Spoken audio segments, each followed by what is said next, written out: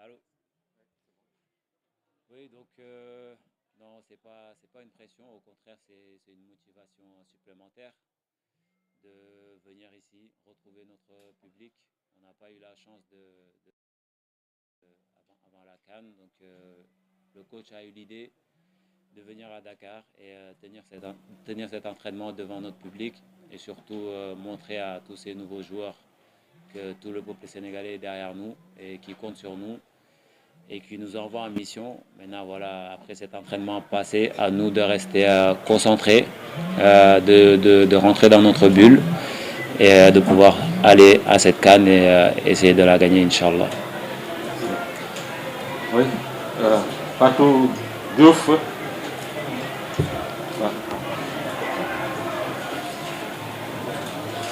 Bonsoir, Fatou Diouf, du journal Info Quotidien.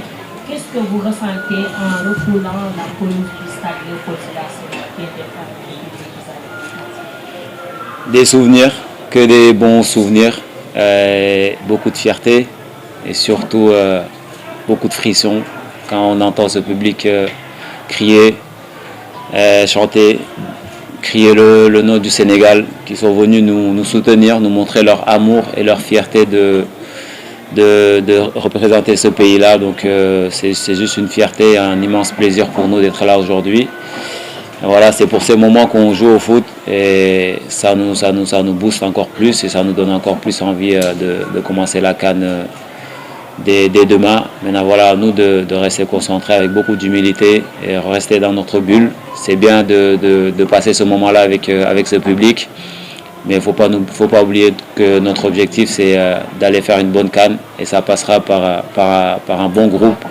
Ce n'est pas les 11 titulaires qui vont gagner cette CAN-là. Voilà, on a un groupe bien équilibré avec des joueurs expérimentés, des joueurs qui ont moins d'expérience, mais avec beaucoup d'insouciance sur le terrain. Donc c'est un beau mix qu'on espère que ça va bien marcher à la CAN.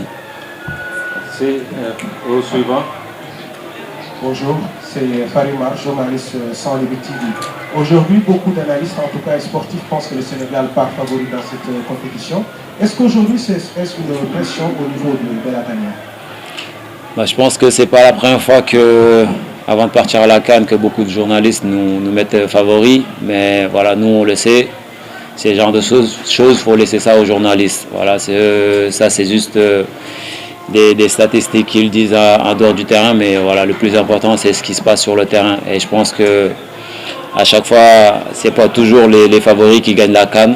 On le sait très bien. La dernière CAN, on était favoris, mais malheureusement, on n'est pas allé très loin. À nous de tirer des leçons de cette CAN-là et surtout de rester concentrés jusqu'au bout, du début jusqu'à la fin. Après, surtout faire des prières et demander à Allah qui nous donne la victoire. Une question. Malik Thiandoum. Oui, il dit l'équipe n'a pas eu le temps de se préparer convenablement, comme toutes les équipes africaines du reste. Une décision de la FIFA qui a fait graisser beaucoup de dents. Vous êtes une voix autorisée pour en parler. Beaucoup parlent de manque de respect vis-à-vis de l'Afrique et des joueurs africains. Vous, en tant que leader dans ce groupe, en tant qu'ancien, que pensez-vous de cette décision qui a bouleversé les plans de votre entraîneur et de beaucoup d'autres entraîneurs du monde? Je pense que c'est une décision qu'ils ont prise. Voilà, nous, en tant que joueurs, on est là pour rester concentrés et respecter les décisions. Après, ce n'est pas nous qui prenons les décisions. Et je pense que si on a des choses à dire, il faudra le dire en dessous, aller voir les autorités, parler avec eux directement, mais ce n'est pas devant les caméras qu'on va faire ces déclarations ou dire ce qu'on pense. Parce que voilà, en tant que joueur, il faut rester concentré. Et nous, on est là pour jouer au foot, pas pour faire des polémiques. Mais voilà, ces conditions-là sont pareilles pour tout le monde. Donc voilà, c'est à nous d'aller à cette CAN et essayer de la gagner, c'est tout. Merci. Suivant, Madame Dia Bouteille. Bonsoir Lydie et bonne chance pour ce nouveau challenge. Merci. Alors, vous avez vécu plusieurs CAN avec des fortunes diverses, des hauts, des bas, le Graal, au Cameroun. Quelles leçons vous allez d'abord tirer de ces différentes compétitions pour vous permettre cette fois-ci d'atteindre l'objectif? C'est clair, une deuxième étoile pour le Sénégal. Merci. La première leçon, elle est simple et je pense que tout le monde le sait que c'est Allah qui donne. Il donne à à personne. Ensuite, que c'est pas la meilleure équipe qui gagne la CAN. Souvent, c'est le meilleur groupe et beaucoup de solidarité, beaucoup de moments forts, mais aussi des moments faibles. Et pendant ces moments faibles-là, qu'il faut rester un bon groupe et se parler, se dire les vérités, rester soudés du début jusqu'à la fin. Et surtout avoir des prières de nos familles, de notre pays, et faire ce qu'il faut sur le terrain, se donner jusqu'au bout. Et